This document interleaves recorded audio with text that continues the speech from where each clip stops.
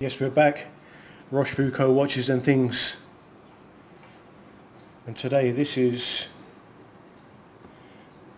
a Timex Expedition. Perhaps you'll find, as I did, that it's much more than the sum of its parts, which includes a 41mm case, a 48 and a bit span from lug tip to lug tip, and just a touch under 12mm thick with a 20mm lug width. Because of its construction, which is, as you can see, which is a rubber strap and a resin body with just a very thin screwed in steel case back, it only weighs in at just a touch over 41 grams, so very light. But the size is substantial enough to be legible and usable in the modern day. And I guess if you're going to be using this for running or hiking or activities as I used to, then the lightness is something that you would prefer, to be honest. You can see on the dial that this is 100 meters water resistant, and I can vouch for that. Not that I've been down 100 meters, but before the kind of advent of smartwatchy fitness watch things that have flooded the market in the last few years, this was my beta watch. It was my running watch when I was living in Kuala Lumpur in Malaysia, where the humidity is very rarely below 95%.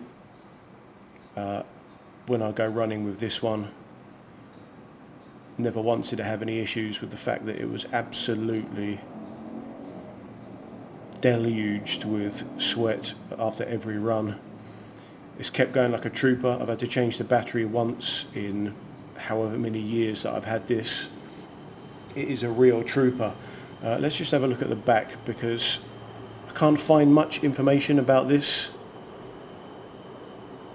but it does say on here 930 T1.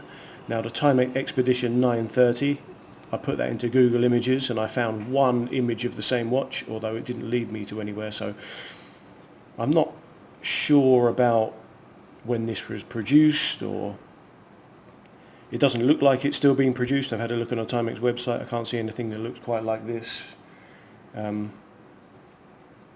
But it's interesting, and it's hardy, and it'll keep going till the end of the earth. Let's just have a look in a bit more detail, shall we? First of all, let's have a look at the strap. The strap is a very pliable rubber strap with Timex Expedition branded buckle. Interestingly enough, it's also got a slotted keeper which will stop the tail of the band coming loose at all. So that's a really good feature. That will keep it on your wrist.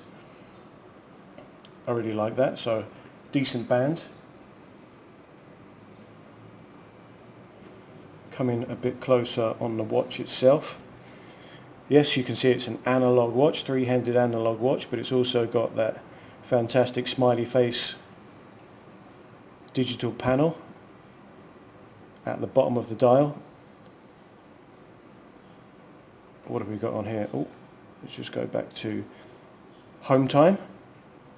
So this one will mirror the handset. I guess you could change it to a different time zone if you wanted to. It's not fixed to the analog hands. You can change that as you wish, but I keep it on a home time. We can scroll to an alarm, so we have an alarm feature on here as well. We've got a 24-hour timer. Not that I ever used a 24-hour timer. I don't know if you can change it to something different, but that's a countdown timer. Oh yes, you can. Look, you can change it to a different time by the looks of it. and there you can see it counting down.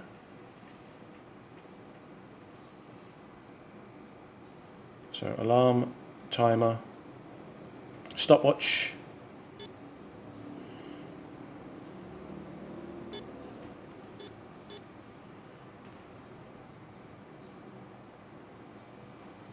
and second time zone. Plus I think that's the date that hasn't been set. Apologies about that, with the day as well. But second time zone, so I keep this on my work time zone. So really interesting. I guess you could have 3 times on this. You could have analog time, and you could have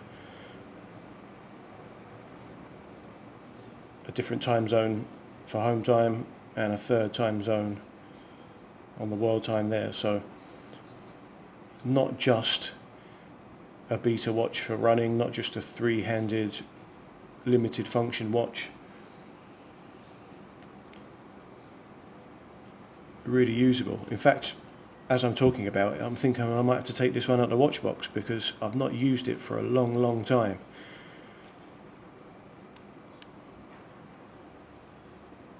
Lovely knurling on the pushers. So again, the aforementioned sweaty or wet activities, you're going to have no problem at all getting a grip on the pushers. The dial, lovely contrasting colours between the orange and the black.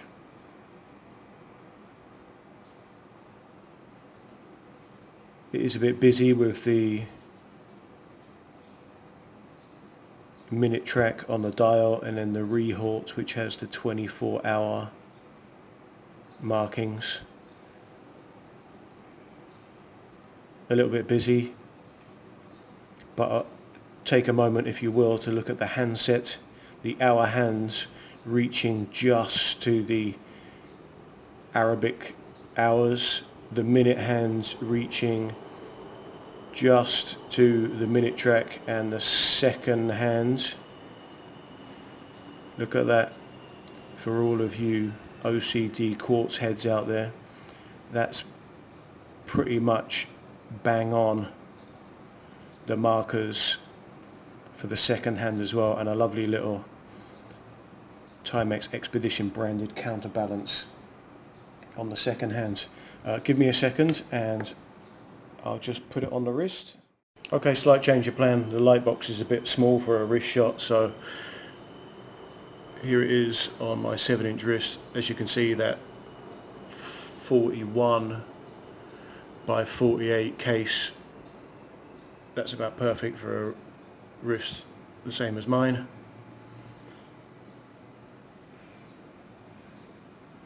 There's that branded buckle and that, can you see that?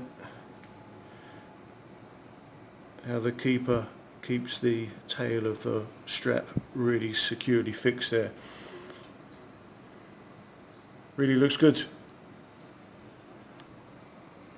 So there it is. It's the Timex Expedition 930 T1 perhaps.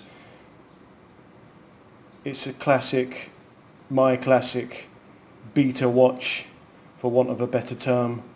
This will handle anything you throw at it and it'll keep on ticking.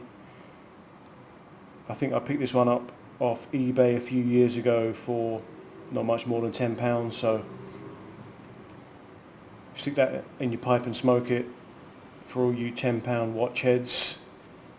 This is Roshfooco Watches and Things with a Timex Expedition, and I'm out. I'm not out. It is obviously a watch that has Timex Indiglo feature, so let's just have a look at that.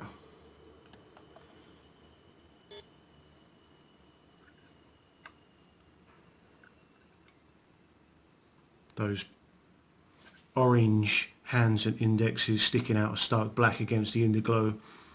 The smiley face digital panel turning into a negative display, which is fantastic to see. Okay, this time Roshfooco Watches and Things with a Timex Expedition, I really am out.